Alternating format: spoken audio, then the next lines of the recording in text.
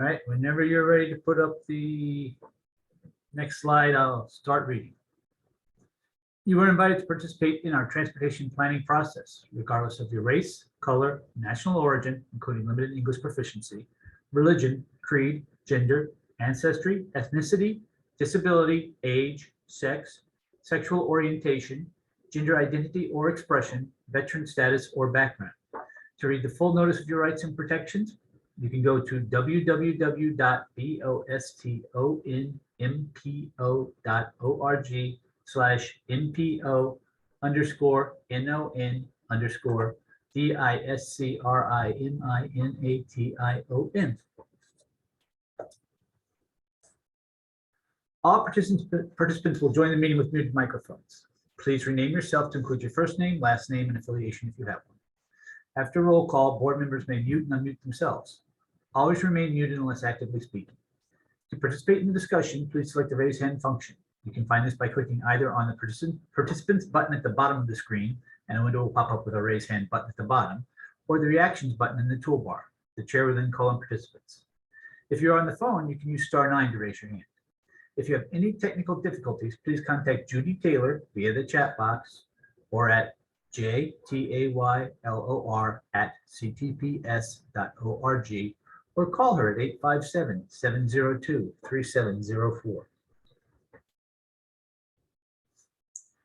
This meeting is accessible to people with disabilities. Zoom products are compliant with exceptions with the following standards: Web Content Accessibility Guidelines 2.1 Level AA standards and revised Section 508 standards. If you require any additional accommodations in order to participate fully in this meeting, please contact Judy Taylor of the MPO staff at jtaylor@ctps.org or at 857-702-3704. Johnny, you want to call the roll?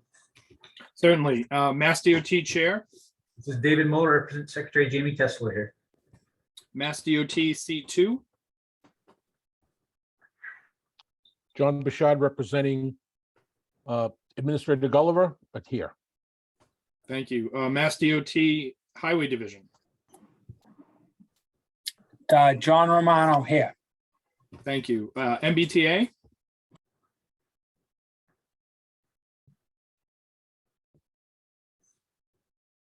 Good morning. This is Laura Gilmore for the MBTA.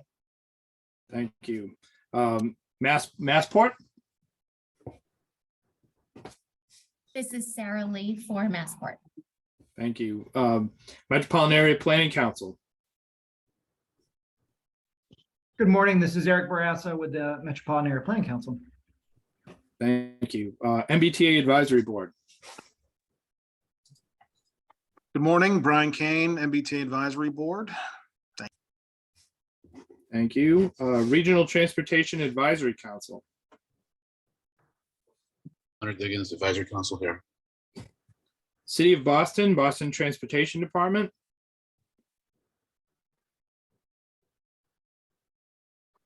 Bill Conroy, representing Mayor Michelle Wu in the City of Boston. Thank you. City of Boston, BPDA.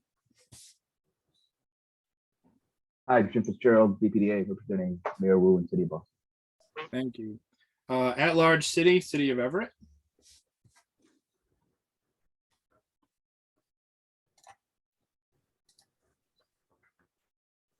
Eric Molinari, representing the City of Everett, and Mayor DiMaria. Some of my office plans. Thank you. Besides that, we're doing okay over here. At-large city, City of Newton. David Kozis, representing Mayor Ruth Ann Fuller in the City of Newton. Thank you. At-large town, Town of Arlington. This is Daniel Amstutz, at-large Town of Arlington, representing Select Board Chair Len Diggins in the town. Thank you. At-large town, Town of Brookline.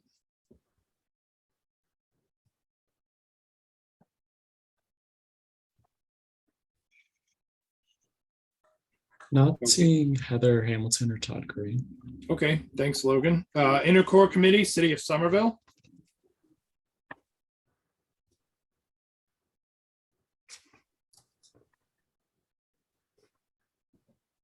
Good morning. This is Brad Rawson, representing the MAPC Inner Core Committee, City of Somerville, and Mayor Katiana Ballantyne. Thank you. Minuteman Advisory Group on Interlocal Coordination, Town of Acton. I'm wondering if, Austin, you did email us that your mic was, I don't, hoping it's fixed. Good morning, Austin Siano. It's Town of Acton representing the Magic Subregion. Great, thank you. Metro West Regional Collaborative, City of Framingham.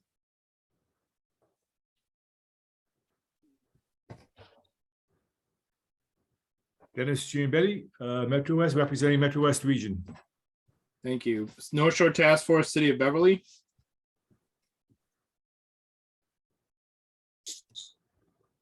Not seeing Darlene Wynn. Okay. North Suburban Planning Council, Town of Burlington.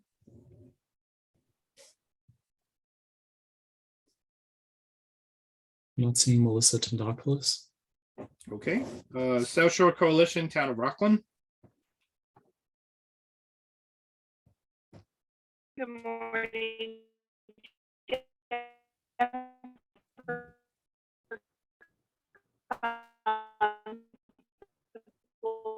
Town of Rockland is South Shore Coalition.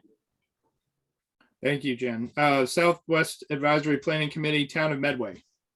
Sorry, can you hear me? Yes, we can. Now we can. Not seeing Peter Pelletier. Okay. Three Rivers Interlocal Council, Town of Norwood, Neponset River Regional Chamber. Good morning, Tom O'Rourke from the Town of Norwood, representing the Trick Subregion. Thank you. I think Heather Hamilton may have just arrived, so I will come back after the ex officio members. Federal Highway Administration Good morning, Cassie Ostrander, Federal Highway. and Federal Transit Administration. Good morning, Leah Sermon, FTA. Thank you. I will go back. At large, Town of Brookline. Heather Hamilton for the Town of Brookline. Sorry, I'm late.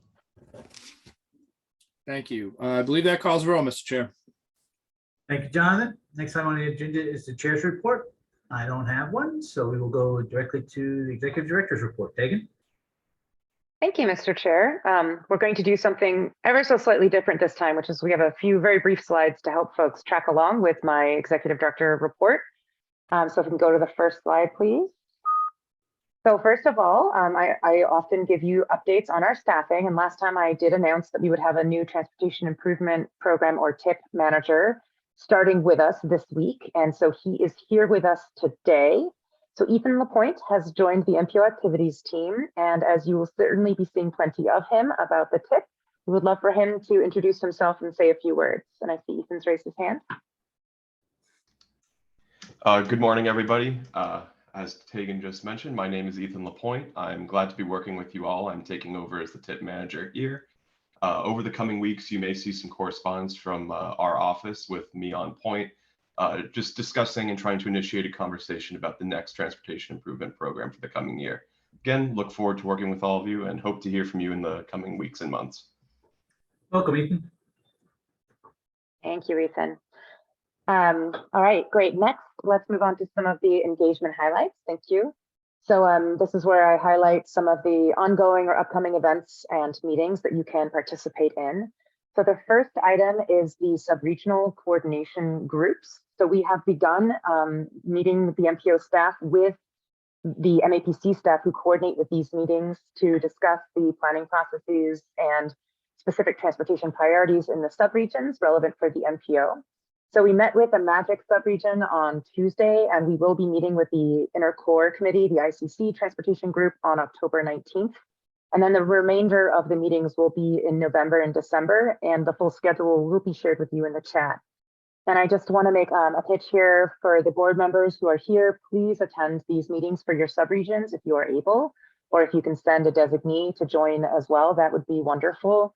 These are great ways for you as a board member to engage with others in your subregion if you don't already do so on your role on the MPO board and on the sort of the priorities and ongoing activities of the MPO. So again, please do attend those if you can, and please contact Stella Jordan, who is our Public Engagement Program Manager, to learn more about the upcoming meetings. And then the second item on this list, yes, sorry, the next slide.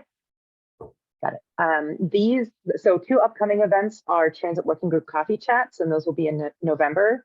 The first one on November 1st will be focusing on a very interesting case study of the launch of the successful Berkshire Flyer Amtrak service between New York City and Pittsfield this past summer. So that will be on, again, Tuesday, November 1st at 4 p.m. And then the second on November 16th at 4 p.m. will focus on the development of the MPO's Destination 2050 Long-Range Transportation Plan, as well as the updated coordination plan. So a registration link for those events will also be shared in the chat. And then if we go to the next slide. And then just to highlight what we're talking about today and at the next MPO meeting, today is our second Federal Certification Review public meeting. The first one was held at a Regional Transportation Advisory Council meeting. And this is a meeting where you'll hear from our FHWA and FTA partners on the certification review process. And we very much welcome any and all of you to provide input into that process and how we are operating as an MPO. So I'm very excited for that conversation today. And then we will also get a presentation by Tim Reardon and Brandon Stanaway from MAPC staff on the first look at 2050 demographic projections and land use scenarios that they have been working with consultants to develop. And then as a reminder, the next MPO meeting is scheduled for October 20th and will include an action item to improve CMAQ performance targets. And that, just like this meeting, will be preceded by an A&F committee meeting. At the A&F committee meeting on the 20th, we'll have our quarterly discussion about our operating budget, and anybody is welcome to join us. And that is all I have for today, Mr. Chair. Thank you, Tegan. Next item on, I'm sorry, does anyone have any questions for Tegan? Then did I see your hand up? Yeah. Well, yes, sir. I mean, thank you, Mr. Chair. So first off, I want to say the slides are really great. Tegan, thank you very much for those. The second is you mentioned being the working group discussing the coordinated human transportation services plan. I just want to say that corresponds me with or it has on the same cycle as the LRTP, and I just found it to be a really good thing that we do. I mean, there's just lots of interesting things in it. So yeah, I just want to encourage us to think about that more. And the last is that I stumbled onto the sub-region books that were put out by the MPO, I think earlier this year.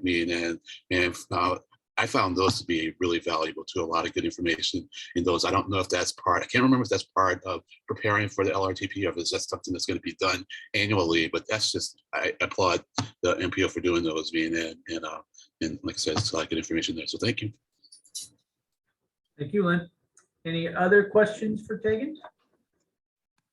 Seeing none, next item on the agenda is public comments. Is there anyone from the public who would like to comment at this time? Jim Nee, please state your name for the record.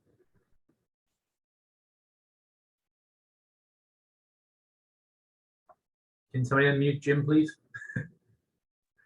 Thank you. Hello, everyone. My name is Jim Nee. I'm the new administrator for the MWRTA. Welcome.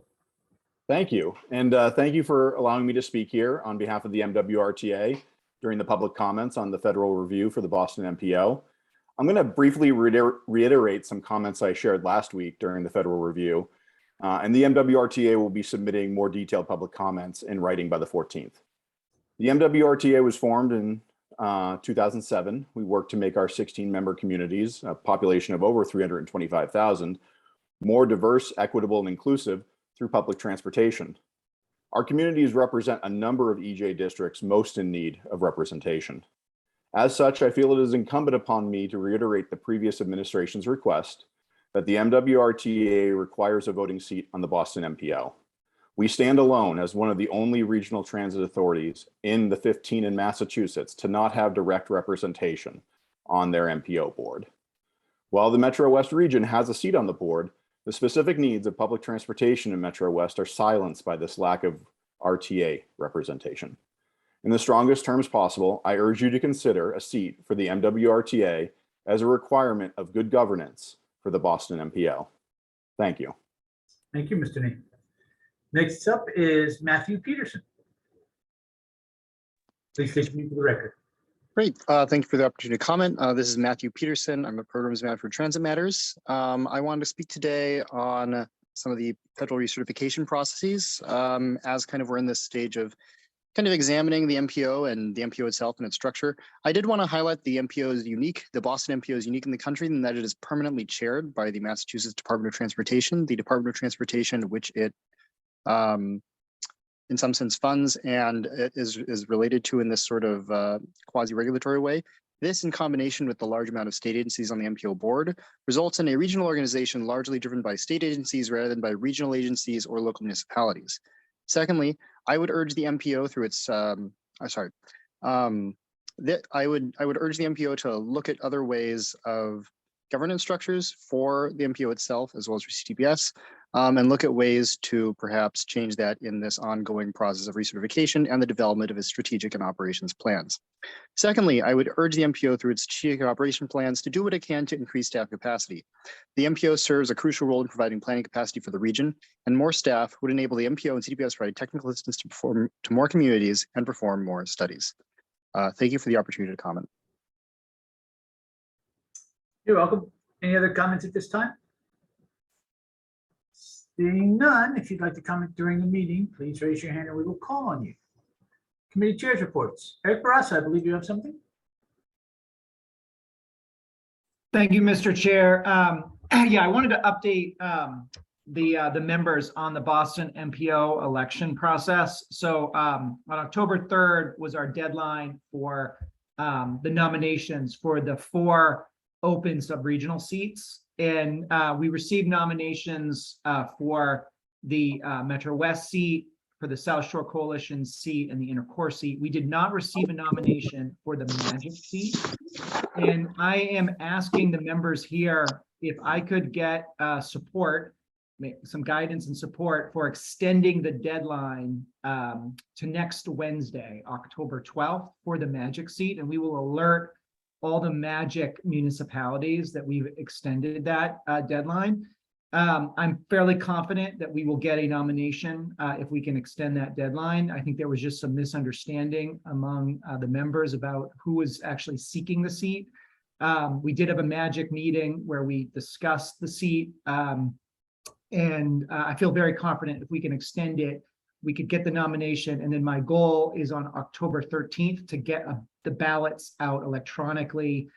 And then the voting would take place for the following 2 weeks, culminating on October 27th at MAPC's fall council meeting, where we would announce the results. So I'm happy to discuss this, to answer any questions, but I would love some guidance and support for what I proposed. So Eric, after we take questions, do you want a formal vote, or would you like just send to the committee where I can ask people if anybody objects? Either way is fine with me.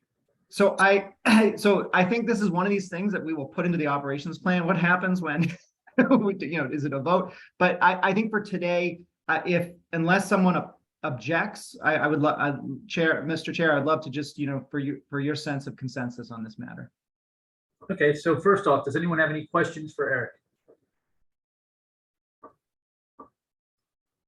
Seeing none. Oh wait, David Kosis.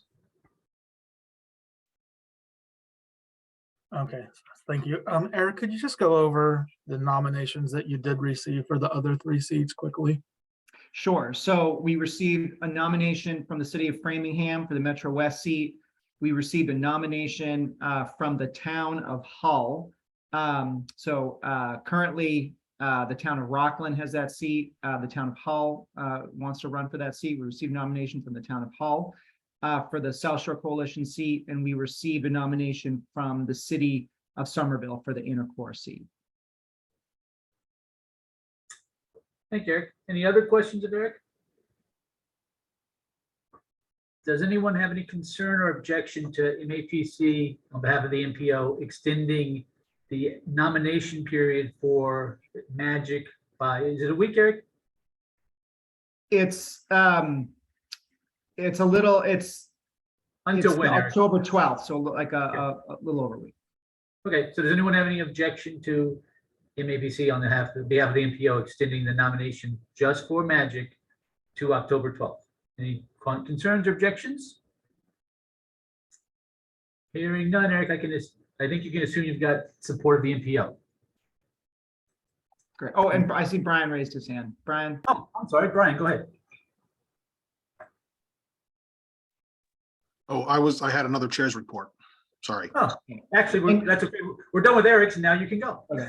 And Brian, I apologize for not alerting. All of this kind of happened at the last second here. So thank you very much, everyone. Appreciate it. Thank you, Eric. Thank you, Mr. Chair. Just to note that the Administration and Finance Committee met this morning to continue our work on the operations plan, which is got a proverbial head of steam behind it now. And I think we're going to make some real good progress and get a document out to everybody, hopefully early in 2023. And just to note that next, 2 weeks from today, on the 20th, the A&F committee will also meet at 9 a.m., most likely, to discuss the administration and finance of CTPS. We are starting to do quarterly meetings with staff to sort of go over spending and just to make sure that everything is meeting its budgetary expectations. And of course, all are welcome. Thank you. Thank you, Brian. Any questions for Brian? Seeing none, are there any other committee chairs reports at this time? Okay, the next item on our agenda is the report of the Regional Transportation Advisory Council. Lynn Diggins. Thank you, Mr. Chair. So we have not had a meeting since our last board meeting here. And just a reminder of our upcoming meeting is going to be with Michelle Scott, who's going to be talking with us about the getting a sense of the vision for the next LRTP, Long Range Transportation Plan. Everyone's invited, and also since we met with the representative from the feds, regarding our agenda item on the federal certification process. I will not be commenting during that, so it's not that I'm not interested. We just had our chance. Thank you. Thank you. Next item on the agenda is the approval of the MPO minutes of August 18th. Can I get a motion in a second? Please state your name for the record. Eric Barassa. I will make a motion to approve the August 18th MPO meeting minutes. Brian Kane. Second. Any comments, changes, questions, or suggestions? Seeing none. Jonathan, please call the roll. David Moeller, Yes. John Bouchard, John Bouchard, yes. John Romano,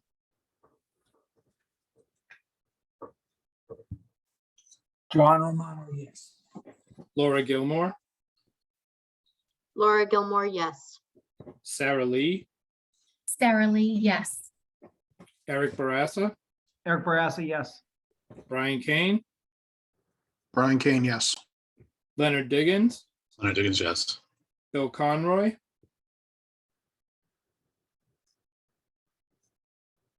Bill Conroy, yes. Jim Fitzgerald, Jim Fitzgerald, yes. Eric Molinari, Eric Molinari, yes. David Kozis, David Kozis, yes. Daniel Lamstutz, Daniel Amstutz, yes. Heather Hamilton,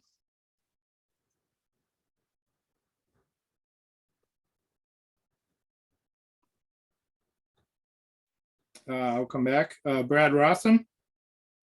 Heather Hamilton, yes. Oh, thank you, Heather. Brad Rawson, Brad Rawson, yes. Austin Siganowitz, Austin Saganowitz abstains. Dennis Giambetti,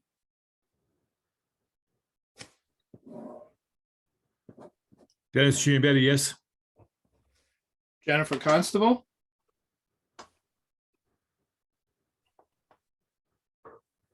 Jennifer Constable, yes.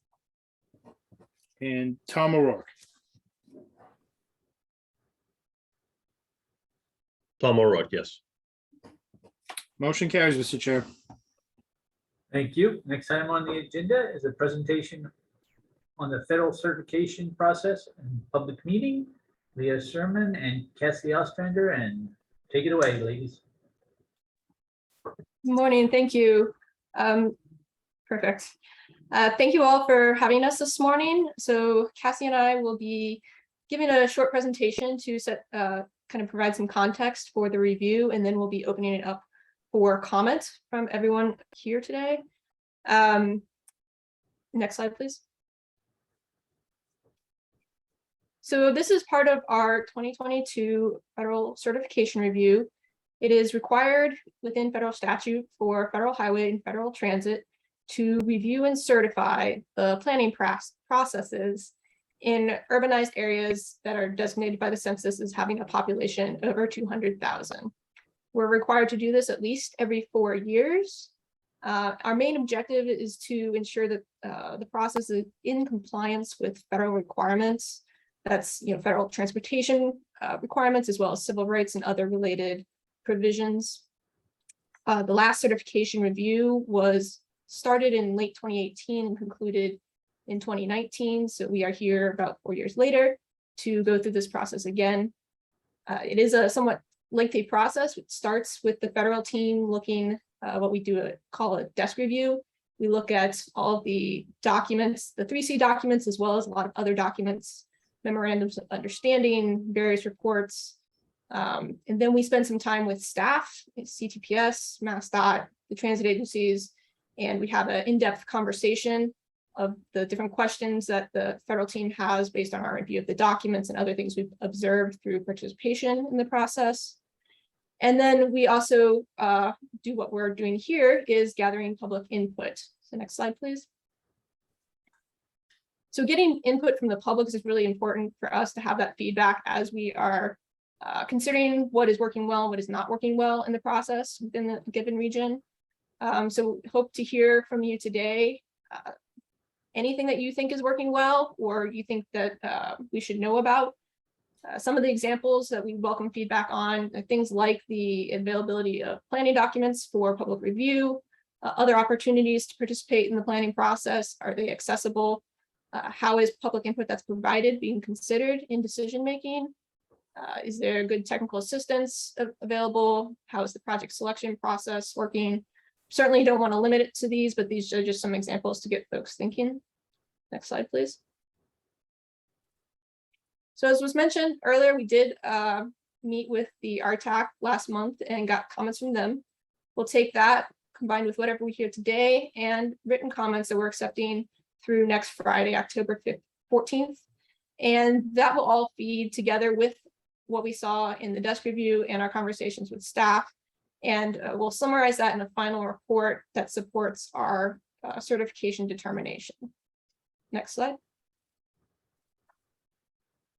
So our objective is to have that final certification determination made within about 90 days. So by the end of the calendar year, we have 3 different options for that determination. The first is fully certified. That would mean that we have no areas that we've identified any compliance issues. We may identify commendations for things that we think are best practices, and we might still have some recommendations for things that may meet requirements, but we think there can be improvements to the process. The second type of determination we could make is certified subject to corrective action. That would be if we did identify a compliance issue, we would issue a corrective action specific to that with the steps that need to be taken to bring it into compliance and a deadline for that. We still might have other recommendations for other areas of the process that we think can be improved, and again, commendations. The final option for determination is not certified, and that would be extraordinarily rare. Next slide, please. Now I'll turn it over to Cassie. Thanks, Leah. So now I'm going to talk to you a little bit about the Metropolitan Transportation Planning process. This may look familiar to you, so I'll go over it pretty quickly, but also want to be thorough as well. So this slide kind of describes the how. The planning process should be carried out in a 3C approach, meaning planning and programming documents are developed through a continuing, comprehensive, and cooperative process. The planning process is a process by which transportation decisions are made and projects are planned, selected, and prioritized for implementation within the region. And of course, multimodal and public input as well is extremely important. Next slide, please. So this slide describes the why. Why is transportation planning important?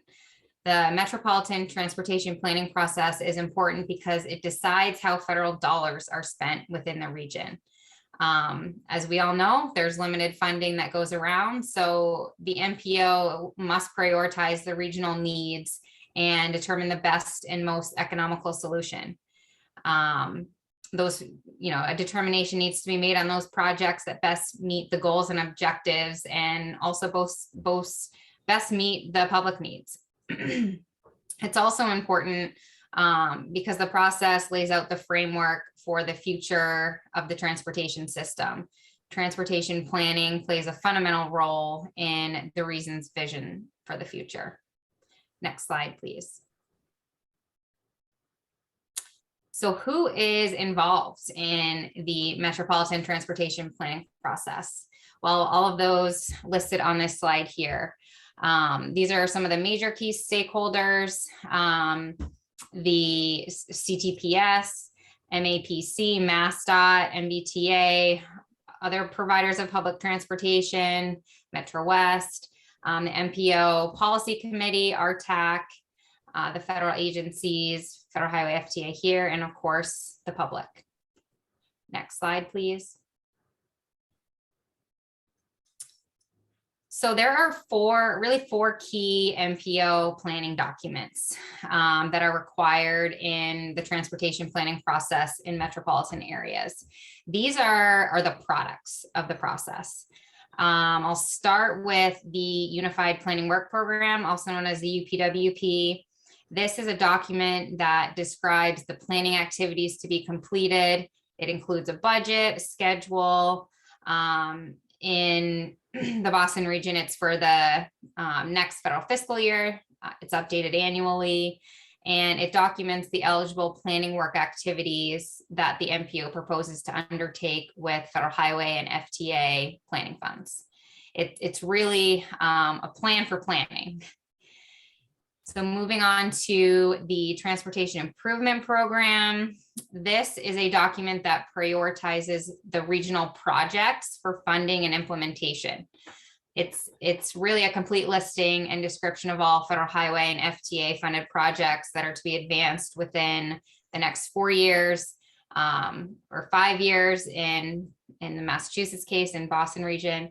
The TIP is required to be fiscally constrained by year and by funding category. So that's really important. And it includes information to demonstrate which projects are to be implemented using current and proposed revenue sources.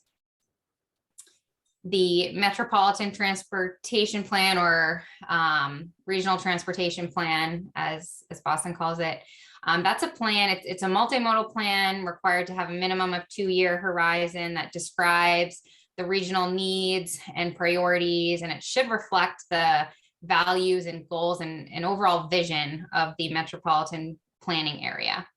I know Boston's in the process of updating that. That's great.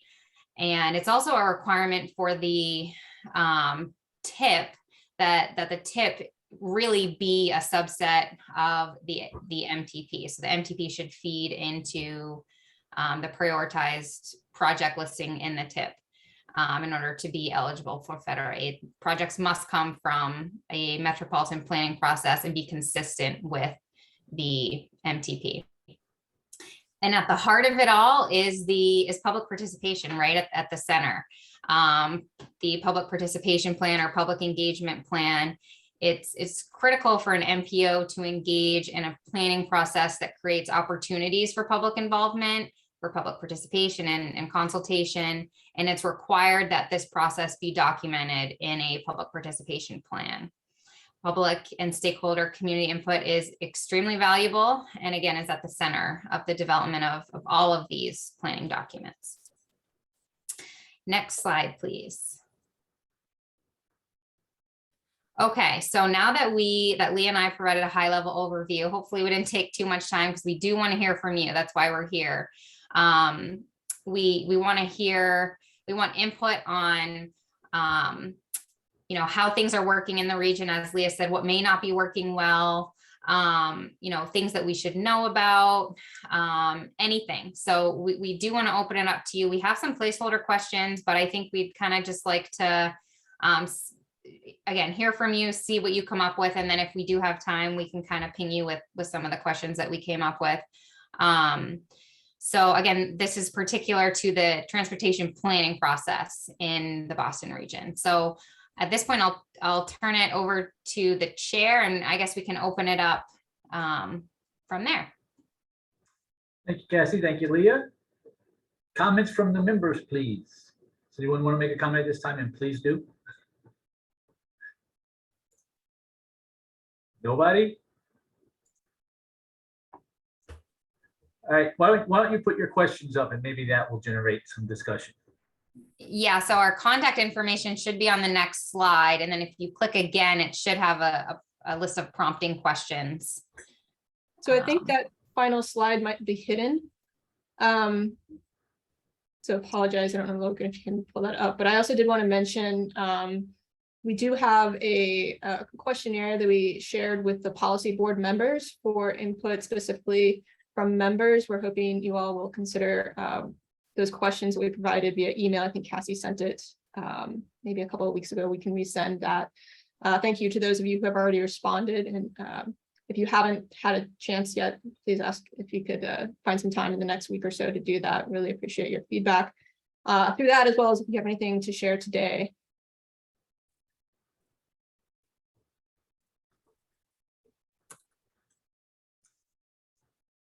Members, anybody, public, anybody have anything you'd like to share? Brad Rawson, and thank you, Brad. Thank you, Chair. Can you hear me? Yes, thank you. So Chair, just to honor what I think you're describing, which is asking members to ask questions and engage in conversation with our federal partners, I would be remiss if I did not describe inner core members' consistent questions and advocacy about how we as municipalities and we as an MPO can support our partners at the MBTA as they work with our federal partners at FTA in particular, coming out of all of the important safety work that has been ongoing recently. Leah, Cassie, I noticed that your quick description did not discuss any of those specific processes underway, but just wanted to create the space to ask the question, how can this MPO help? How can our communities help? Thank you. Thank you, Brett.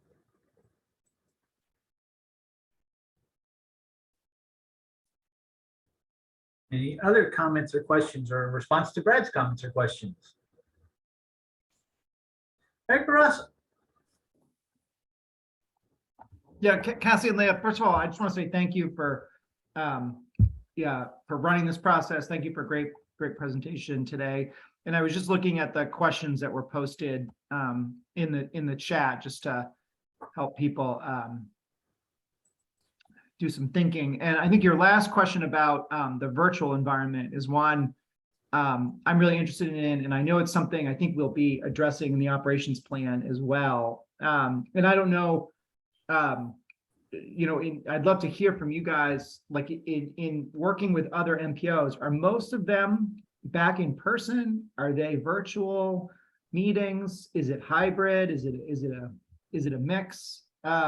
Because I think that in my experience, we've done a really good job with these virtual meetings, and I've heard from many members, particularly through the MPO election process, who really appreciate being able to participate in these meetings without having to physically come into Boston, and how that's like the entire day. If you have to drive into Boston for a 10 o'clock meeting from the South Shore, that's your day pretty much. And this is, so much easier. But at the same time, we don't have the sort of the conversations before and after the meetings where people can say, hey, I didn't really understand what happened. That was a little confusing to me, or you said something, I didn't totally understand it. And then you can have that kind of conversation afterwards, and that building of kind of a personal rapport, we don't have that anymore. So I'd be interested in your perspective on what other MPOs are doing that as well. Thank you, Eric. So do any other members want to talk about that issue or other issues in the chat before I start calling on members of the public? And I do see you, Matthew. I will call on you in just a minute. Anybody have anything else they'd like to talk about? And again, Cassie has posted the questions in the chat, so maybe I will read them out and we can discuss them as we go. And then Matthew, I will call on you, I promise. Let me get to the questions. Yeah, Mr. Chair, I can try and share my screen as well. I do have them up in PowerPoint. I can try and see if I can do that. Thank you. And then I will try to see if we want to talk about any of them and try to address them all, hopefully. If I can jump in, I see your request and I've approved it. All right. So I didn't get the last slide, but I can pull it up in the email I have. If that works, I apologize for. That's okay. But there you go. There we go. So what are some challenges and opportunities in the planning process? Anybody? Anybody on the MPO? Ken, do you want to say something? Yes, just real quickly, that if folks are more comfortable talking in private, we, both Cassie and Lee and even me, we're open to having people contacting us directly. If people are more comfortable contacting us in a private manner. Thank you. You're welcome. Thanks, Ken. That kind of probably has now made it sort of a, I don't have to read these questions now because now everybody knows they don't have to talk, so they won't. No, I'm sorry. Matthew. That's okay, kid. That's okay, kid. Matthew. Help me, Matthew. Sorry. Well, I just did want to say, I say this as a member of the public, you know, somebody who's attended quite a few MPO meetings over the past few years. I will say that I think the public involvement perspective on the MPO process is, I think that if you are showing up to an MPO meeting as an arbitrary member of the public, someone who is not on a select board, someone who is not a town transportation planner, there's probably something a little weird with you. I think it's unusual that somebody, I say this as somebody, I say this with the greatest love and affection for the Metropolitan Planning Organization for the Boston region. I do think that if you just, I do agree also with what Eric said, that I think the virtual option has made it easier for some people to participate that otherwise wouldn't be. But I do think there is a publicity problem in terms of the MPO. There is a knowledge and literacy problem in the general public about what the MPO is, how it works, what it does. I think that if you talk to a random sample of 20 people in any municipality across the Boston region, maybe one, if you were very lucky, would be able to give you a description of what the MPO is and what it does, and you know how often it meets or whatever. And so I do think that if we're going to take public input seriously as representative, right, as not just extremely squeaky wheels, I mean, you got to be pretty squeaky to come all the way to the MPO. And so I think that figuring out what that looks like is, I think it's a tricky question, right? Because I think like any kind of public input process government, like it is a tricky question. How do you draw that line between what is authentic, real representative comment? What is, you know, what is real, what is representative, what is simply someone who is very loud but not representative. I think figuring out how to, obviously you can't remove a public forum, you should have a public forum, you should have public comment, that's good.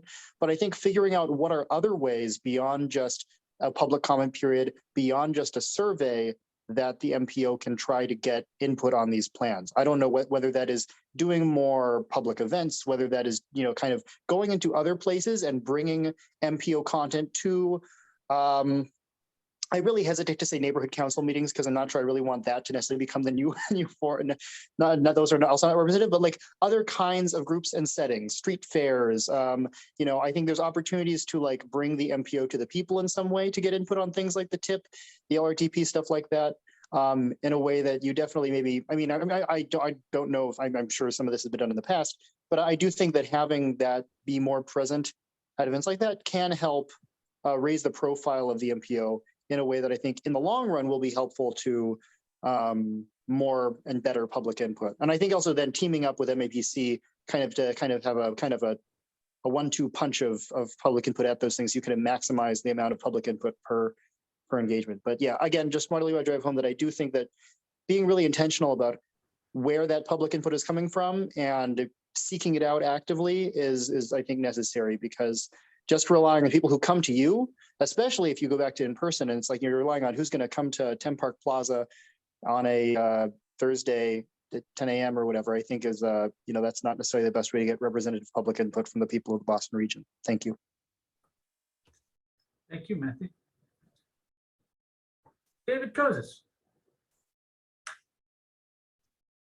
So, I've worked in a lot of different organizations and groups over the years, and I've just always been so impressed about the way that our MPO handles public input. I feel like there's many opportunities for the public to provide input in all different ways, and in the field, coming to these meetings, there's always a chance for public input at every meeting.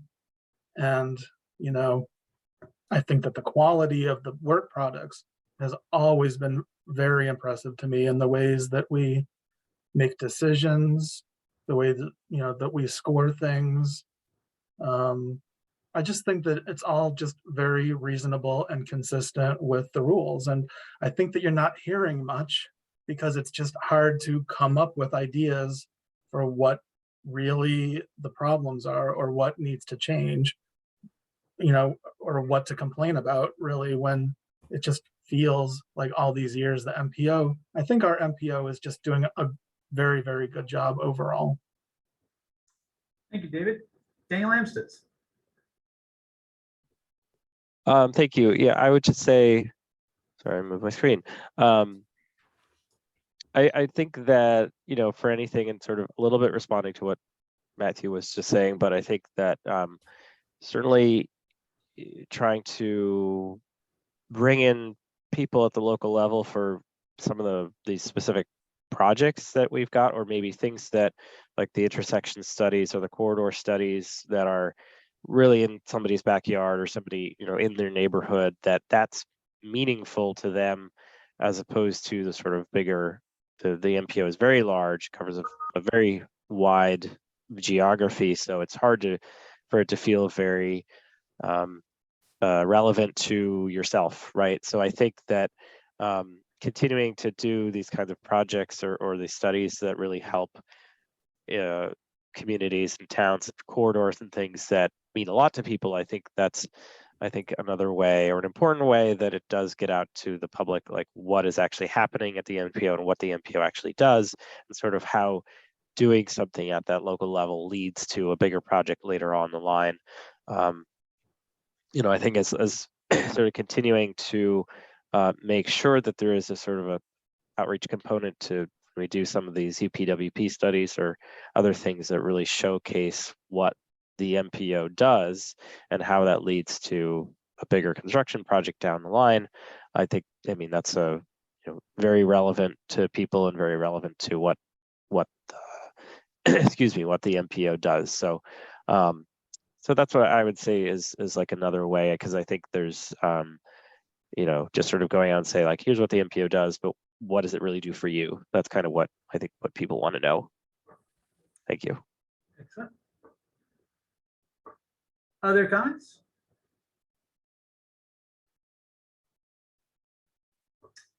Jacob Deck, please introduce yourself for the record.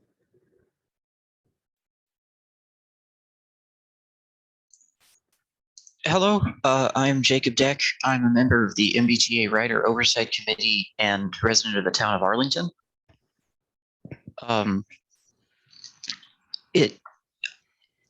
In my experience, it seems like one of the things that the MPO could do to help engage itself more with the public is find some projects or some way to shorten existing projects. currently it seems like there's a big gap between public engagement on a topic like a road reconstruction. Say that there's the MPO is doing a reconstruction of a crosswalk or an intersection, and they do a study in 2022, and the road maybe gets redesigned and redone in 24 or 25. And people have pretty short attention spans, and they're not going to remember that the MPO interviewed them 3 years ago to help with this reconstruction project. So if there's any way that sort of the results of studies or public engagement can result in quick build things like traffic cones or stuff like that, or if or if we can find some way to shorten the process between the MPO announces that we think we should do something and there's funding available and people available and construction can start, or if we can just engage the public better through, thanks for doing this study, here's the process and this is where we're at right now with that process. Thank you. Like, we're not gonna. Bye. Okay, sorry. No, I'm sorry. Go ahead. My fault. Oh, it's okay. We're going to be pretty hard pressed to solve the challenges a region is going to face in the next 50 years if it takes 5 years to put in a bike lane. Thank you. Thank you. Other comments?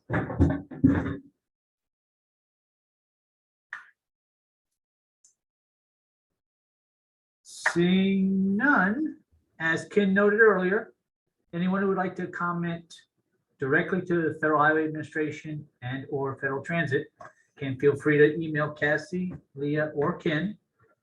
You can find their email addresses on their webpage. Oh, there's Cassie's and Leah's. You can email Ken if you want. I don't think you have to, but if you want to, he would be kenneth.miller@dot.gov. He's same address as Cassie's, but with his name, obviously. Brad? Thank you, Chair. I just want to underscore the importance of this opportunity for all members and members of the public. I had the opportunity with Mayor Ballantyne to meet senior officials from USDOT just earlier in September. And one of the things that I was struck by is how progressive, how accessible, how risk tolerant, and how committed to transparency and process improvement this generation of USDOT leadership in Washington and in the regional offices of Boston for both FHWA and FTA truly are. Folks, we may not have this opportunity 2 or 4 or 6 years from now.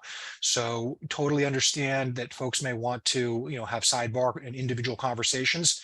Ken, thank you for reminding us of that opportunity. But folks, please don't let this moment pass by.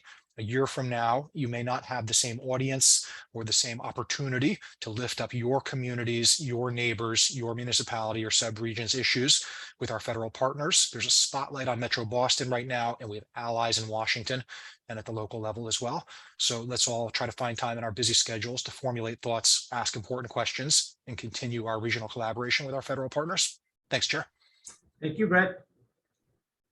Thank you, Cassie. Thank you, Leah. What's our next one? Yes, Cassie, go ahead. Just real quick, again, comments are accepted through October 14th. And also the MPO member feedback survey has been sent out. And if you have not filled that out, please do so. We would really appreciate your feedback.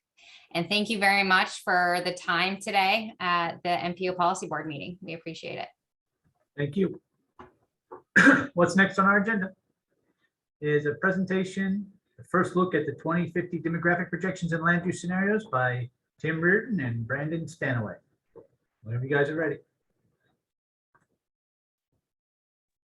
Great, thank you, Mr. Chair, and good morning, everybody. My name is Tim Reardon. I'm the Director of Data Services at the Metropolitan Area Planning Council, and I am excited to be here today with Brandon Stanaway, who's a socioeconomic analyst on our team, to, as the title slide says, give you a first look at the new projections all the way out to 2050 that we've been working on, and to talk about the opportunity for municipal comment that's going to come up later on this month and last for about 4 weeks, after which we'll finalize those projections. So if we could go to the next slide. So as most folks know, new projections are required for the long-range transportation plan. They're used for the travel demand modeling, for the needs assessment, and various other aspects of that 3C process that we just heard about, and the preparation of the LRTP and evaluation of projects. The projections that we produce are also useful for a lot of other activities. They're used by MassDOT for project planning and environmental permitting. And then the forecasts, especially with regard to housing and jobs, are useful for a lot of other activities at the municipal level and at the regional level, whether that has to do with housing, water supply, and school enrollment projections and various things like that. So while the sort of narrow purpose here is for the LRTP, we also want to produce a resource that's useful to all of our communities, both within MAPC and across the state, as they think about their future and plan to meet the needs of their communities. In this case, we've been engaged in a multi-year effort. Really, projections at this point is an ongoing activity of MAPC and of MassDOT. And in this latest round, we've continued the partnership with the UMass Donahue Institute, as well as other regional planning agencies / MPOs who've been participating in a committee. And as I said earlier, there's going to be this opportunity for feedback on the draft projections later on this month. And I guess I will, one thing I'll note here is that the current product, this current set of projections we're working on, is really a business as usual forecast. It is what happens if current trends continue, or if a particular set of rates of the recent past continue into the future. That doesn't necessarily mean that's the way the future will be. And so once we kind of get these business as usual projections done, we're going to be developing additional scenarios based on different assumptions about either macro or micro trends. I'll talk about that a little bit at the end. Next slide, please. So in terms of the process, as I said, it's MassDOT, UMDI, and MAPC are sort of doing the technical work, and then there's a projections committee that meets monthly to provide feedback on that, not just RPAs, but other stakeholders as well. Donahue Institute is charged with producing population by age and jobs by sector for each region. And they're doing that sort of with an improved model that they've, and a sort of an advancement of the model they used for last time, looking at both births, deaths, as well as migration, domestic and international, and then also jobs by sector, which is based on some Bureau of Labor Statistics forecast, as well as information about the labor force. MAPC is our responsibility is using those population projections to estimate labor force, households, and then to allocate those down to cities and towns, as well as to transportation analysis zones and actually smaller areas within each zone. And RPAs are responsible for providing input on development activity, as well as development constraints that exist through zoning or other purposes. Next slide. So there's a lot of, and then those municipal and sub-municipal projections are being done with a land use allocation model called UrbanSim. So this is a tool that's it's a cloud-based forecasting tool that's used by about a dozen other regions across the country. And there's other kind of versions of the model that are used by even more as sort of in-house versions of it. And we're working with UrbanSim as a consultant to help us estimate and calibrate this model for both MAPC and it's a statewide model, actually. And so UrbanSim has been helping us with that over the last couple of years with funding from MassDOT and EEA, which we very much appreciate. And that model accounts for, the list of things I have there on the slide. So unlike prior land use models that maybe we didn't have information about zoning constraints, or we weren't able to account for, people trying to move closer to jobs or things like that, we are incorporating, information about zoning. The model actually consumes travel times for transit and driving from the travel demand model, and then uses those to estimate access to jobs and amenities and other important destinations, which is a factor in where certain households choose to locate. We include information about sales prices and rents as part of that location choice model. We're plugging in information about development that's occurred over the last 10 years, as well as anticipated projects at the project level. And then we also include, there's what's called a developer model in there, which estimates the sort of feasibility of the creation of new housing units and commercial spaces in different parts of the region. So there are these econometric functions in there that estimate where new homes and new commercial spaces will be built. It's really important to remember on this model is that we have a regional total of population and households and jobs by different sectors. And then those are allocated from that regional total down to census block. So we're not using municipalities as like an interim step there. You don't get, well, town X is going to have 6,337 households in 2030, and now it's just the job of allocating those within that community. It's just as people move across municipal boundaries, the model is going to allocate to different parts of the region without being constrained by a predetermined or a fixed municipal control total. Now, of course, there are important things about municipalities that factor into those location choice models, where they are and what the housing prices are and various things like that. But we don't hold that constant. We don't hold that allocation constant as the models are running. There's a couple of important caveats and sort of details that are shown on the next slide here. One is, as I mentioned, we're looking at the patterns of the last 10 years. So we're not, in this particular business as usual scenario, we're not anticipating major changes in a lot of the sort of rates that determine the future population or their characteristics. We were somewhat hamstrung by the 2020 census, which, the results arrived late. It was a very odd time in the world, and we don't have the full suite of results from the census information about, particular household characteristics and stuff at the municipal or census block level. Really won't even be available until next spring. So we don't have as much to go on as we would have sort of 10 years ago this time. But UMass Donahue Institute, really took some creative approaches to leveraging what was available. And then we've also leveraged other data sources to understand demographics in 2020 and more recently. We're not assuming any big changes. As I said, we're in a lot of these sort of rates of headship and household formation, although we can do that in future scenarios. And then one important thing on employment growth is, and this has been true for the last 3 sets of projections that we've done, is that we don't have a situation in which the economic forecasts or the job forecasts are really exceeding the available labor force. Those things are tied very closely together in the statewide and in the regional control totals. So as you'll see when Brandon shows you some of the results, the limitations on the growth of the working age population is a big constraint on job growth in a lot of the regions and really statewide. We grouped this into 10 industry supersectors, so much more detailed than we had in some prior rounds of projections. So not just the sort of 3 sectors that were used before, but looking at specific industries which have different travel, different trip production and as well as location preferences. And then in this presentation, when we refer to MAPC, we're talking about the 97 cities and towns, not the 101. So that's a little bit of background on it. I'd like to turn it over to Brandon Stanaway on our staff, and he is going to talk through some of the statewide and regional results, and then I will be back to wrap up. Is Brandon here? Yep. Thank you, Tim. All right. Cool. So if we go to the next slide, we can start talking about population growth in Massachusetts. So like Tim had outlined, UMDI produces the population projections for the state and for each region. And that is what underlines pretty much all of the rest of the projections. And so we'll start there.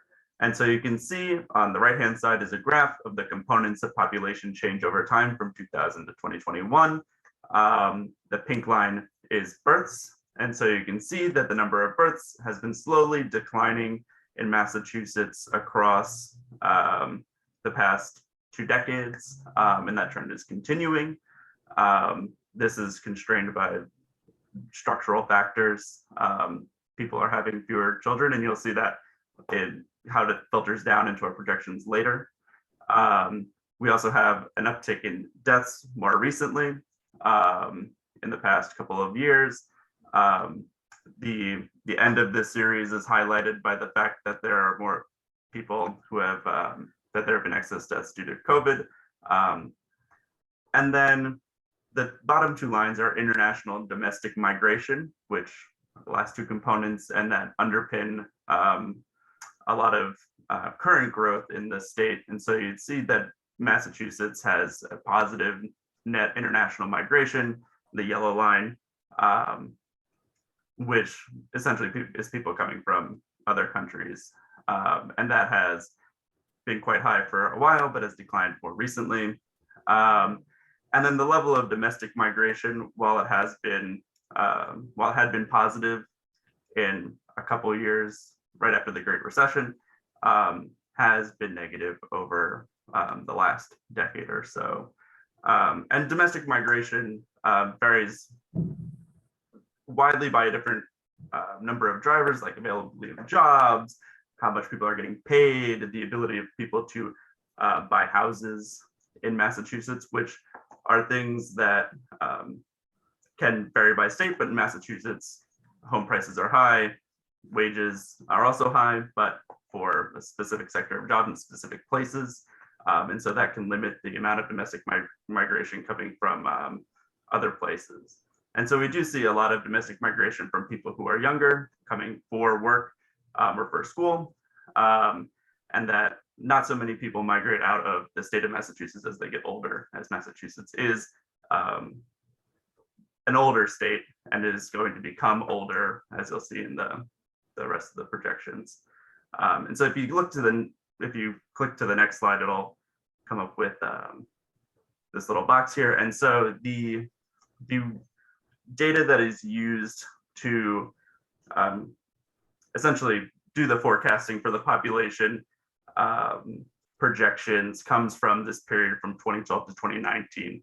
So we pick up some of the trends in the decrease in births, the uptick in deaths, and the decline in domestic and international migration, but it leaves out the more current information, the more current data that is skewed because of COVID.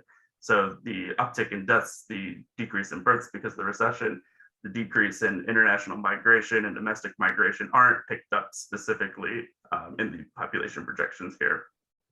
A lot of that is due to the fact that the data is skewed because we had a large shock, but because of the data is not necessarily the best, or we're still trying to understand it. And so if we go to the next slide, start talking about Massachusetts population in general. And so the pace of growth from 2010 to 2020 was quite high. I mean, the state grew by 7% during that period, up to a little over 7 million individuals. But that pace is projected to slow considerably. I think the headline population is supposed to level out by 2050 in like the 7 million and a quarter. And that population is going to be, like I said, continue to get older. You can see in that top bar there, the darkest purple, you see the expansion of the people who are 70 years old or older over that period. And the number of young people, this is how that relates to the decrease in births over time, is slowing down. So between 2010 and 2020, the school age population decreased by 2.5%. And by 2050, it's supposed to decline by an additional 5%. And the people who are working in the state of working age population, which we're defining as 20 to 59, is essentially remaining constant, though older people are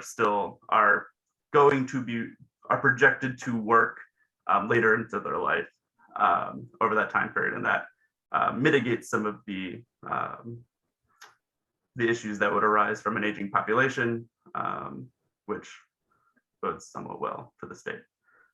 So if we go to the next slide, looking at a more regional level, you can see that there are some regions in the state which are projected to grow between 2020 and 2050 quite a lot, and some that are projected to contract significantly. So Western Massachusetts and the Cape may see declines between 10 and 25% of their population over the forecasted period. This is assuming, like in the text says, that people don't move out there permanently to do remote work. It's still too early to tell if that is going to be a significant driver of migration to different regions. And then a lot of Eastern Massachusetts and Central Massachusetts are projected to have strong growth. And like Tim had mentioned, this is based on past information and past policy choices. This assumes that homes are available and there'll be jobs for people to move to. If that changes, then these projections will change. But it headlines a lot of, there are implications for how many houses that need to be built, where the jobs need to go, and general economic conditions across the state. So if we go to the next slide, we can look at jobs. So all this graph displays the regional job trends over between 2019 and 2020, but also across the projection period. And so we use 2019 as the baseline here to demonstrate how that growth will change, because 2019 is generally considered to be where we were at full employment. So that's everyone who sort of wants a job, has a job. And then that changed obviously from COVID and the brief recession at the beginning of the pandemic. And so you can see that across all regions, we lost a considerable amount of employment in 2020, about 8% across the state. And since then, and we're projecting there to be quite a recovery across some regions, and other regions are going to falter across the projection period. So you can see MAPC and MVPC are projected to grow considerably. There's recover by 2030 and then continue to grow afterwards. Whereas places like the Cape, FRCOG, MRPC are projected to decline on the total employment over the projection period. So if we go to the next slide, we can start talking about the Boston MPO region and households specifically. And so households between 2020 and 2050 are projected to grow by about 10%. There will be these different segments of households, so households with children, households without children, single person households are projected to grow at different rates. There are a lot of households for single person households are projected to grow quite quickly, whereas households with children are projected to grow, but at a much slower rate over time. And so a lot of the people, a lot of the households that are forming in the single person households are due to the increased propensity for older individuals to maintain home ownership later into life. And then the number of households, yeah, so that's what's going on with the households. And if we go to the next slide, we can see how those shifts are occurring. And so this is looking at the projected change in households by birth year. So how between 2020 and 2030. And so this is like a cohort change. So the people who in 2020 were, say, 19 years old, now in 2030 are going to be 10 years older, so they'll be 29. And so this is looking at that change over those 10 years. And you can see the people on the x-axis, this is the year you were born. And so people born between before 1990 will be forming about 235,000 new households, whereas people who were born earlier than 1970 will be vacating about 170,000 households. And so there will still be that increased demand for new households, and that requires us to build more houses and housing units so that those people can move into them. But the types of houses that people need are going to shift as well. People who are older generally have have moved into single-family households or properties, whereas younger people are looking for more density or apartment buildings or larger house, like more people in a household. And so those need to be reconciled to be able to accommodate those new formation. And then if we go to the next slide, and then I'll wrap up by talking about jobs. And so between 2019 and 2050 in the MPO region, we're expected to see about a growth of about 190,000 jobs in total. A lot of those are going to be in the information, education, health services, and professional and business service sectors. The education health service sector is projected to grow the most by about, I think it's like 150,000 jobs over the time period.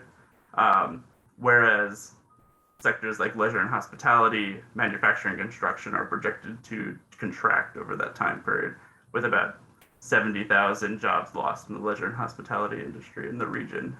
And so I'll turn it back over to Tim, I believe, and he can wrap it up.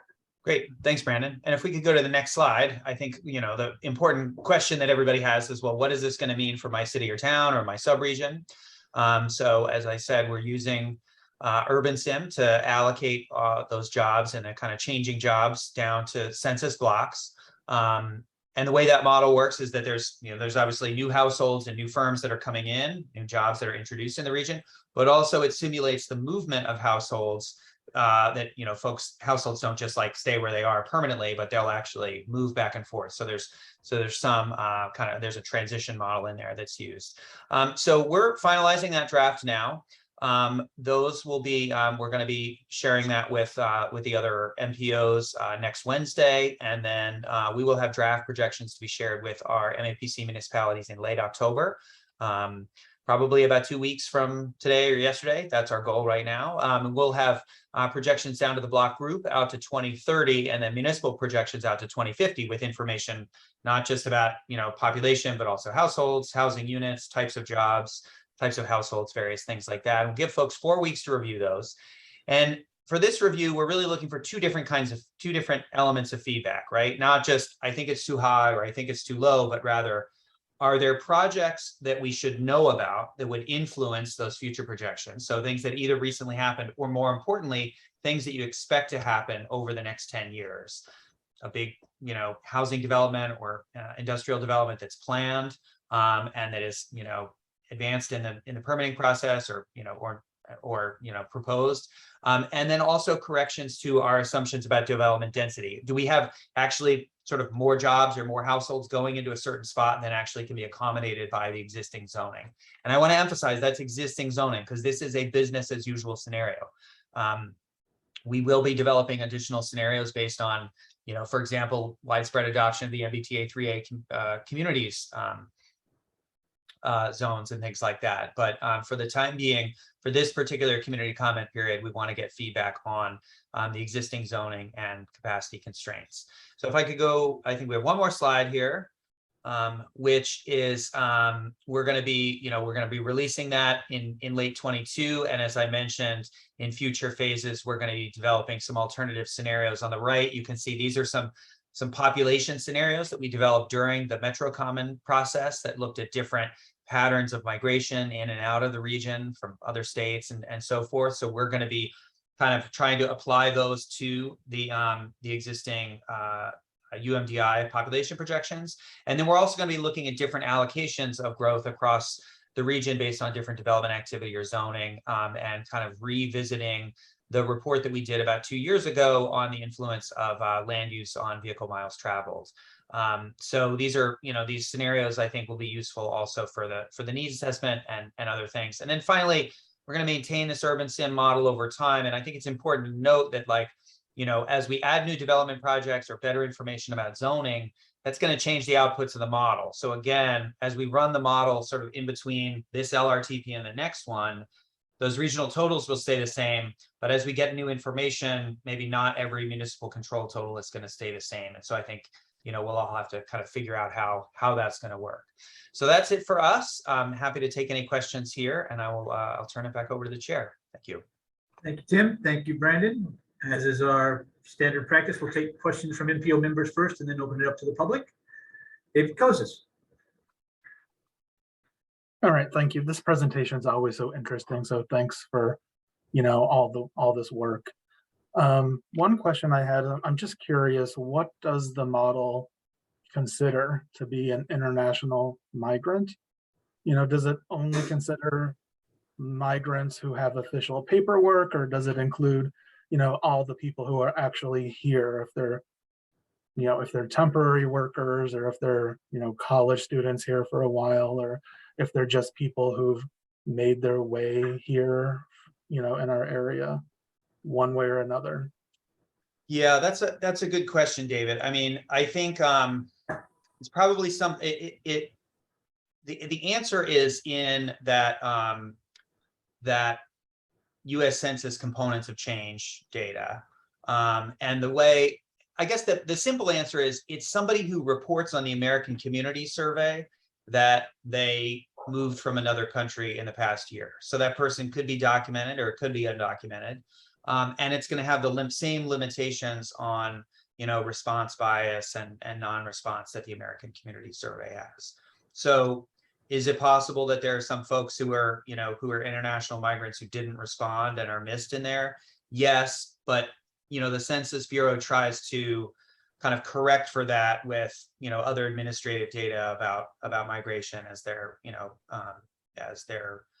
producing those estimates. So it is not, strictly speaking, it's not limited to legal migrants, nor for our purposes should it be. But we do have to recognize that folks who are here who are undocumented may not be fully represented in the data. All right. So I'm glad to know that the Census Bureau does some kind of adjustment, but it does seem like maybe there still is an undercount, and maybe we just recognize that.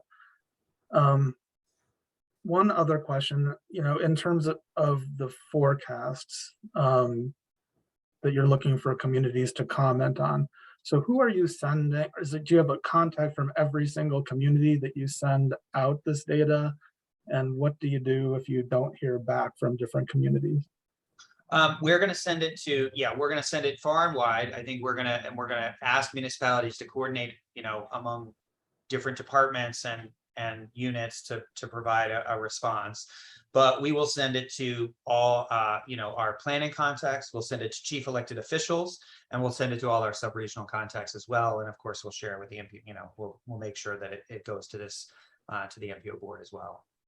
And in your experience, you've heard back for the most part? We will follow up over the course of, that 4 weeks. We're going to be sending follow up. We'll have a staff person who's assigned to, checking, monitoring who's provided feedback, and then also being on call to provide assistance. And, if folks are, having trouble entering projects into mass builds or have feedback on the zoning, we'll have a staff person to do that. And then, we're going to be trying to amplify this in a variety of different ways. I'm attending that it's October 19th ICC transportation meeting. So we'll be there to make sure that folks know about it, and that's been extended to the whole ICC group. So we'll be reaching out through our subregions, social media. It was in MAPC Matters today. So we'll be doing a big push on this to make sure that folks are aware of it. Okay, great. Thanks so much. Thanks, Tim. Thanks for the questions. Lynn Diggins. Thank you, Mr. Chair. And this is a great presentation, Tim. And I have a lot of respect for you and the work that you do. And I just have some informational questions, more curiosity, but one to help me really understand something. Can you back up to the last slide, please? Yes, I just didn't understand that very last point. Future model runs would not preserve municipal control totals. Yeah. So what this means is that we'll have when this process that we're talking about right now is done. Folks have given us feedback on their zoning, on their municipal control totals, right? They've given us feedback on their zoning and on development activity and other things like that. We'll have a set of inputs to the model and a set of assumptions that we'll plug in, and that will produce a business as usual scenario for the MPO and staff to use in the preparation of the long range transportation plan. as those inputs get updated over time, as we learn about a new project that's happening in, Somerville, or as, a municipality may update their zoning. And we provide those, and we put those additional those updated and really, most current planning assumptions into the urban sim model. Then the outputs of that are going to maintain the regional control totals, but it might mean that there's a little less growth in one town and a little more growth in another town. And so we're not going to be holding, constant in future model runs, those municipal totals that we had. So those will be fixed. They'll kind of be, there will be a forecast that has those. But over time, if, for example, MassDOT comes back and says, well, we need an updated, we need to do or if MEPA, there's a MEPA project that comes in, say Dorchester Bay City, and they come in and they say, this is our project, we put that into Urban Sim, it's not going to maintain like, well, Boston's control total stays the same. It's going to be pulling growth from other places. Maybe there'll be more growth in Quincy, something like that. So it's going to shift around just in the same way that the travel demand model doesn't produce the same, traffic volumes and various things in subsequent model runs as the model itself is improved and as the inputs are improved post LRTP. I get it. Yeah, it's funny because I would expect that, but that's the way it was phrased made me think that maybe this was deviating from some other expectations. So okay, I get it.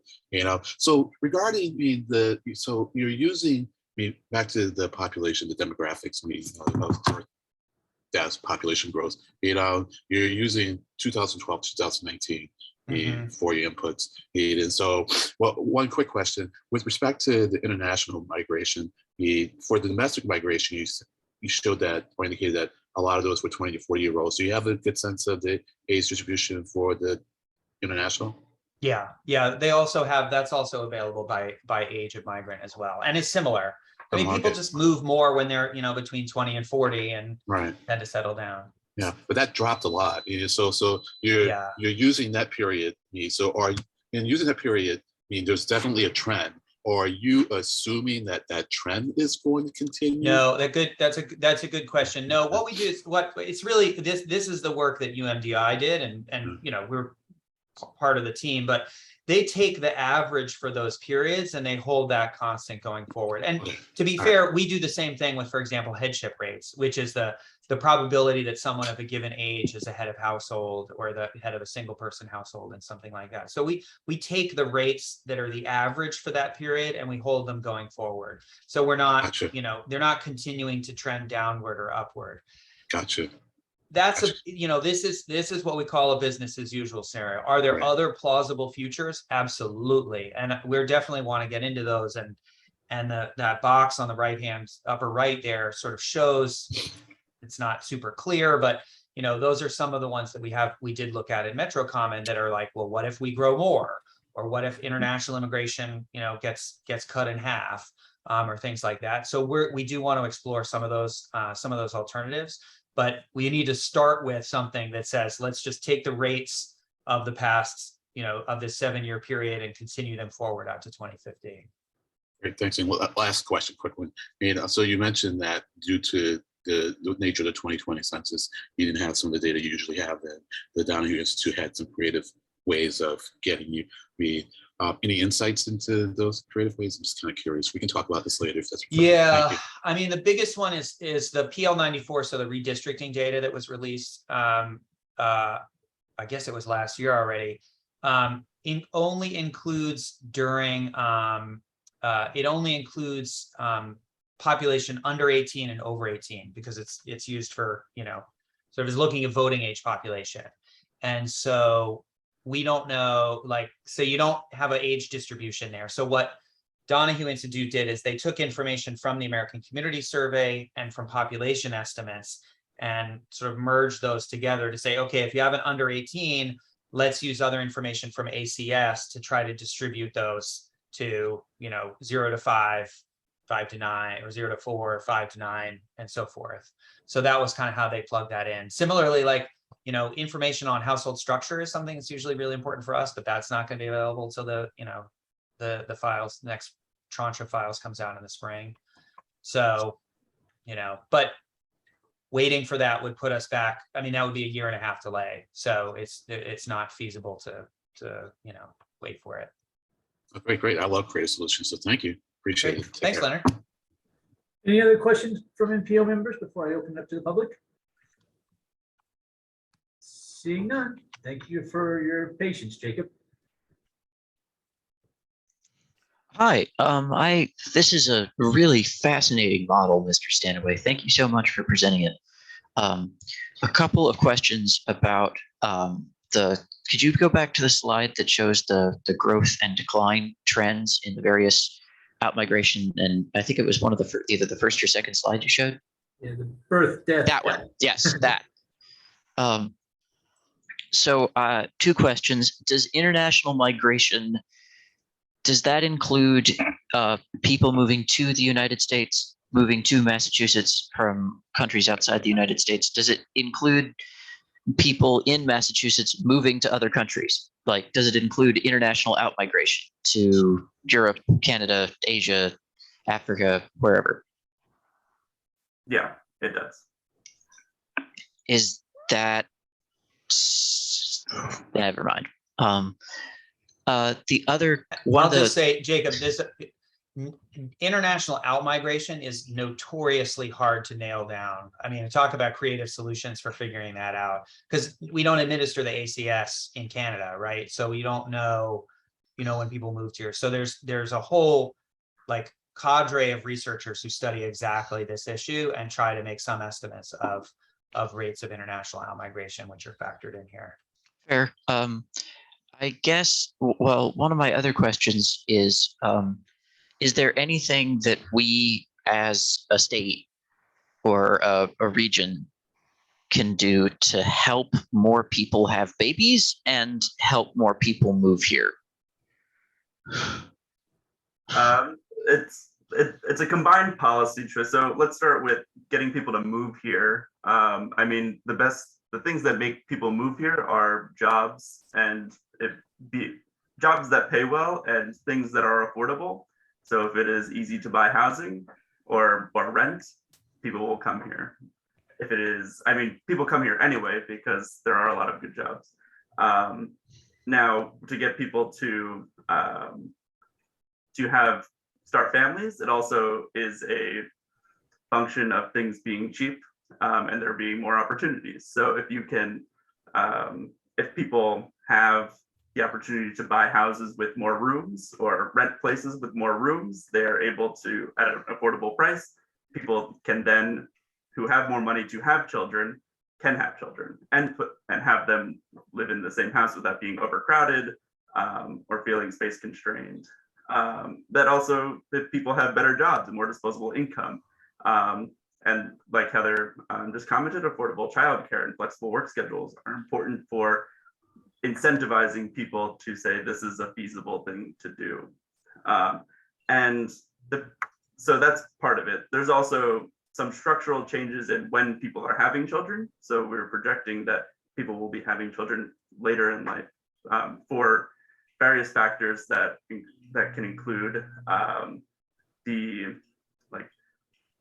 affordability factors. So people are trying to make more money over time, so they have that disposable income and those savings to either pay for childcare or buy a larger house or plan for future college plans or various other factors. But also because people are focusing more on their careers and there are more households with 2 working parents. And so it's not feasible for people maybe earlier in their lives with fewer resources to then have those families. Is how much ability do the various regional MPOs to have to recommend? Never mind. I'll ask I'll ask someone else that question. Okay. Yeah, this is really cool data. Yeah, Thank you so much. I think that's a good question, Jacob. I guess I would say, MetroCom 2050 MAP Series Regional Plan addresses a lot of those things that Brandon talked about and what Heather brought up in the chat on wages, not just housing and availability of housing, but but social safety nets, wages, childcare, and various other things like that. So I would, if the question is what can RPAs do about this, like MetroCommon is our attempt to try to look at this in a holistic way. So I definitely encourage folks to check that out if they haven't seen it yet. I guess one more sub question. What would these lines look like if we just completely built out the Boston area? Like if every town had completely unconstrained housing growth?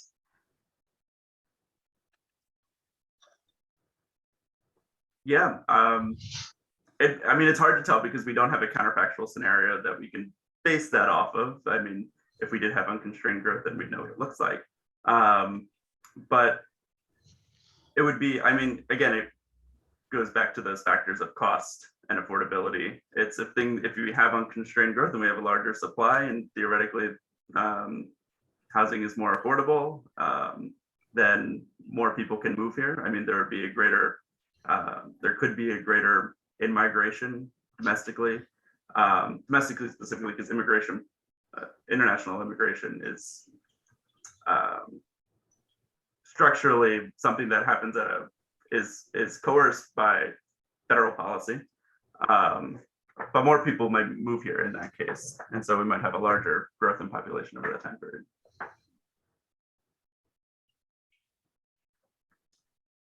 Any other questions from the MPO or members of the public? Jim Fitzgerald.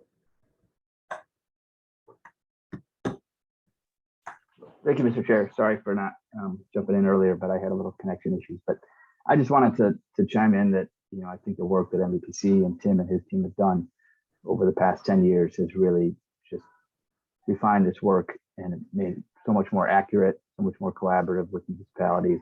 So I just want to acknowledge that and greatly appreciate it.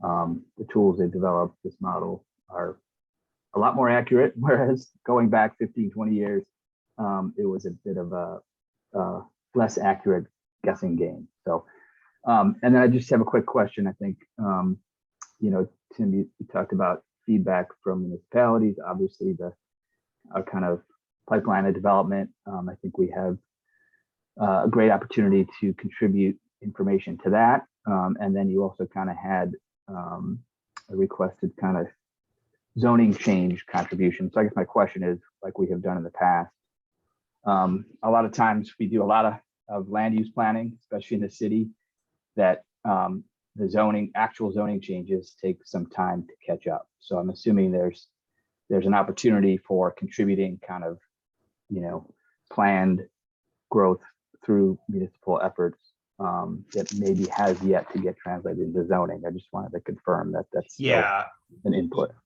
Yeah, thanks, Jim. And thanks for the compliments. It's great. It's great to work with all our communities on this, and we do see it as a collaboration. And I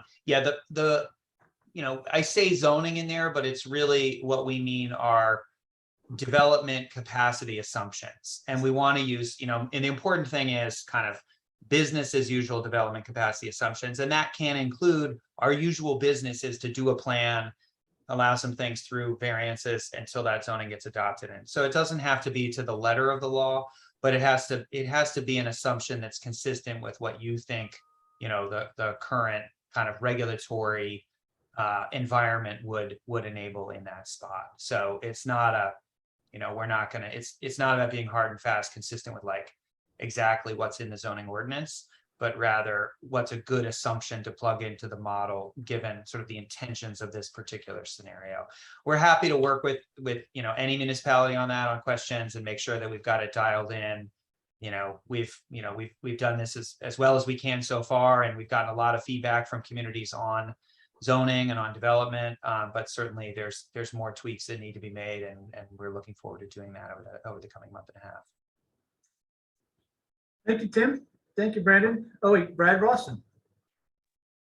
Thank you, Chair, and thank you, Tim and Brandon. Great presentation. And like Jim, our office has had just, an incredible dialogue and collaboration with your team over the years. So thanks for continuing to push the boundaries of the technical processes. Thanks for taking the time to educate our board and our public about your processes.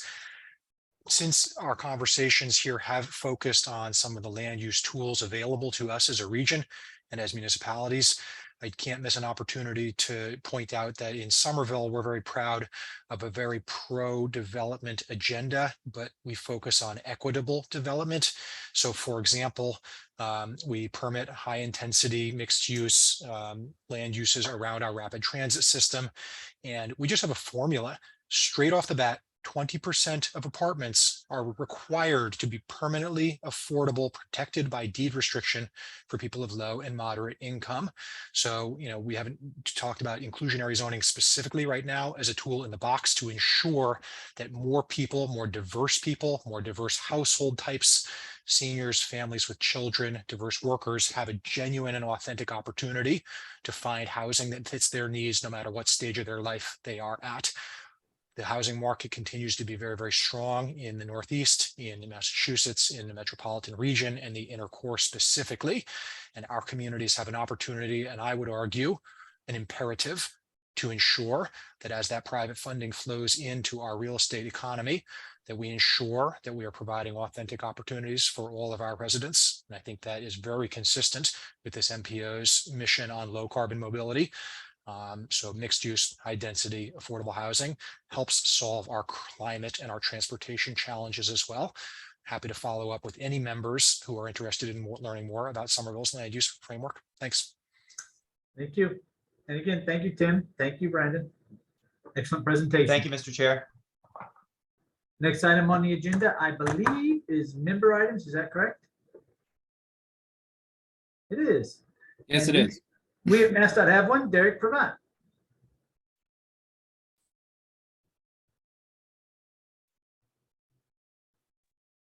Thank you, Mr. Chair. Just wanted to quickly mention that we currently have out a call for projects for new Safe Routes to School infrastructure grants. This is a competitive solicitation that MassDOT will be holding between now and Friday, November 18th, 2022.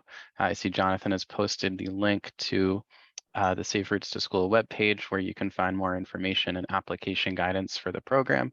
But this is funding for Safe Routes to School infrastructure projects that would then get programmed into the TIP and the STIP using federal funds, and applications can be completed through the Massachusetts Project Intake Tool portal. So feel free to check out the website and email with any questions. Thank you. Thank you, Derek. Other member items?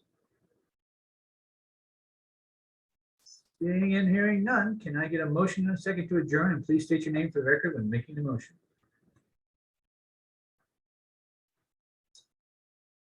Amira Patterson. Amira Patterson, moving for adjournment. Thank you. Tom O'Rourke. I'll second that. Thank you. Motion has been made and seconded. Without objection, we are adjourned. Thank you all very much. We'll see each other in 2 weeks. Bye, guys.